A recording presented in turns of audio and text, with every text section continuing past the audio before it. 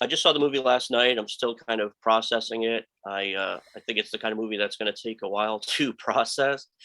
Um, I'm curious when you guys were starting to get involved at first when you read the script, and now you've seen the final product. Does it look quite like the way you imagined it would? Um, yeah. Yeah, I mean so Alex very with obviously playing lots of different characters. Alex from the off was like, I don't want this to be a special effects show, and the difference in your characters is going to be performance led rather than necessarily sort of prosthetics led. So the big sequences where you knew you were leaving it in the hands of other people was obviously sort of the last 7 minutes. And the nice thing about filmmaking is the sense of collaboration, but it's usually there on the day, or in rehearsals before, the idea of someone then taking it on and using their art and expertise to develop it. It was sort of a leap of faith filming that sequence, Hmm. because there was obviously only a certain amount that you could do before you ran into a brick wall. So seeing, yes, I guess that's the only bit where I was watching it going, I'm interested to see how this has turned out. Yeah. And Jesse, you go through, I would say, the entire range of emotions in this film and then some. What's it like having to hit such intense notes day in, day out? Um, yeah, I mean, it was full on, but it was.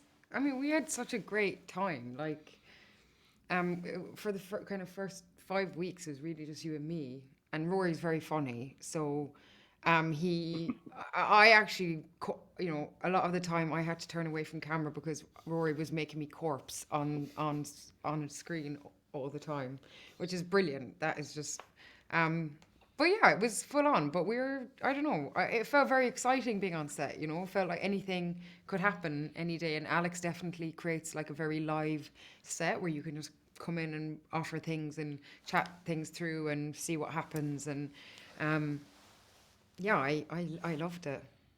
You mentioned having some rehearsal time beforehand. Does that really kind of help inform your characters so that when you're on your set, you know what you're going to be doing? But Alex apparently also lets you kind of play around and improv a little bit. Yeah. Yeah, I think certainly more than anything, rather than just like character or script, what it does, it creates a relationship, a working relationship between us all. And obviously, it being such a small cast, and it was kind of such a narrow number of locations, there was a sort of a contained element to it all, that those working relationships were going to be incredibly important. So to have that 2 weeks where you were just basically able to get to know each other and to understand each other and to start to sort of provoke and challenge each other as well, meant that the working relationship had been established, and it had been established in a really nicely creative and fulfilling way. Papa, last night at the screening, there was a lot of talk of discussion as to where this film fits, genre-wise. Is it a horror film? If so, how does it deal with those tropes and expectations that come with the genre? Curious what your opinions are on that, and what genre would you say this film takes place in? Yeah, I think the film kind of that's a good question. I think the film works on loads of different levels. So like you can, if you want it to be a genre film, a horror film, you can take it at that level. If you want it to be a kind of psychological thriller, you can take it at that. If you want it to be a philosophical musing, you can take it as that. I think that's I suppose the depth and the richness of what Alex's brain has, and what he writes on the page, and what he brings to life on screen. But I know he talks a lot about liking to work in genre, and how that kind of can give you a lot of things for free. That can give you a lot of tools to kind of work from, and it can give you certain structural elements that you can have or you can subvert.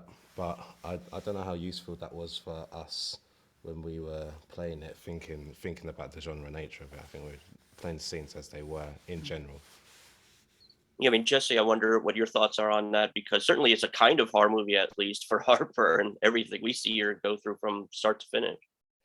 Well, I'm terrified of horror films, and I probably last one I watched was when I was 7. I watched the Chitty Chitty Bang Bang. Chitty Child Scary. catcher. yeah. I never actually read, even when I first read the script, it wasn't, it didn't feel like a horror to me. If I had known, I probably wouldn't have done it. But like, yeah, like Papa said, you can't really be conscious of that because otherwise I'd just be looking scared all the time and doing kind of cliche horror acting. Yeah. And one last question, Rory, was there a character that was particularly fun or your favorite to perform? It was kind of an interesting experience, just how other people reacted to me. And it wasn't like I wasn't staying in character, but I was obviously dressed and looking like that character where in between takes, and people behaved entirely different to me depending on who I was dressed as that day. So it was almost impossible to sort of like develop any kind of friendships or relationships because people felt like you were sort of lying to them because you bring in this whole new personality. And like, yeah, when Jeffrey was, like, particularly to begin with, when Jeffrey was on set, there was a sort of a sunny, rosy, everyone was having a good time. And then you turn up as the vicar and then everyone had sort of a sharp intake of breath. It's like, it's still me, I'm still Rory. Jeffrey seems like an okay guy. I'd have a drink with him. I love Jeffrey. Yeah. He is my favorite. Don't have too many with him, though. Lead him astray. Well, thank you guys so much. Congrats on the film, and really nice talking to you. You too. You too. Thanks.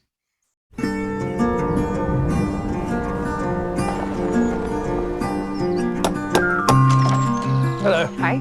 Mrs. Marlowe, yes? Harper, yes. Do, come in. The words I have to say. It's a may well be beautiful house. simple, but they're true. Will it just be you staying, or Excuse me? Mrs. Marlowe? No. Until you give your love, there's nothing more that we can do. Apple from the garden? Yeah, it was delicious. No. Mustn't do that. Forbidden fruit. Oh, God, sorry, I'm joking. Oh.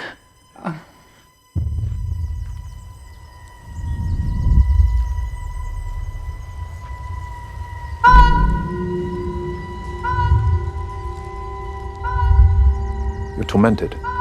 It feels more like... Haunted. Yeah. Something happened. My husband went upstairs to our balcony and let himself go. You must wonder why you drove him to it. Why, I didn't drive him to it. I thought it'd be true. But if you'd given him the chance to apologize, he'd still be alive. What?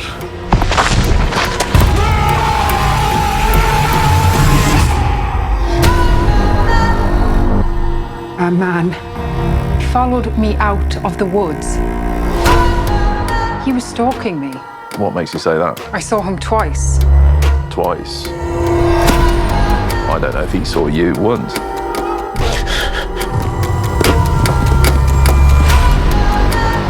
Want to play a game? You hide, I'll seek. You must feel an awful sense of guilt. Stay away from me. What are you doing now? What are you?